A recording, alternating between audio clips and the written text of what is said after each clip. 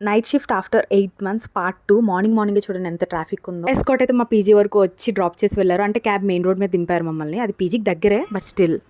Good morning everyone, happy Ratha Saptami.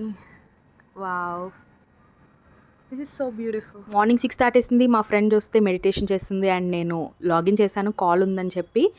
So call అయిపోయిన తర్వాత వెంటనే నేను చాలా పనులు చేయాలి. ఈరోజు రథసప్తమి అని చెప్పి మా మమ్మీ సూర్య నమస్కారాలు చేయమన్నారు. కానీ ఎవ్రీడే ఈ రోజు నుండి చేయాలనుకుంటున్నాను for healthy life.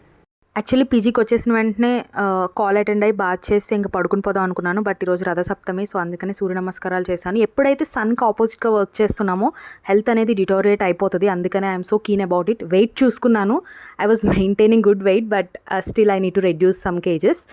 And then bath చేసేసి సూర్య నమస్కారాలు చేసుకున్నాను, మంత్రాలు చదివాను అండ్ తర్వాత టెంపుల్కి వెళ్ళాను. చాలామంది ఉన్నారు భక్తులు. నాకే షాకింగ్గా ఉంది నైట్ షిఫ్ట్ చేసిన తర్వాత టెంపుల్కి వెళ్ళానంటే, but it was a good day. ప్రసాదం తీసుకుని ఇంక పీజీకి వెళ్ళిపోయాను. Ready to sleep. అరౌండ్ 10 అయింది. చాలా నీరసంగా ఉంది. Good night guys. సో ఇలా ఉంటుంది guys night shift. So afternoon lunch చేసి అండ్ ఈవినింగ్ నేను రెడీ అయిపోయి క్యాబ్ గురించి వెయిట్ చేస్తున్నాను. అక్కడ ఒక ట్విస్ట్ ఉంది. నేను ఏదైతే జరగకూడదు అనుకున్నానో అదే జరిగింది. అదేంటి అనేది నేను నెక్స్ట్ వీడియోలో చెప్తాను. మీకు కూడా యూస్ఫుల్ అవుతుంది for sure. Wait and watch. Bye.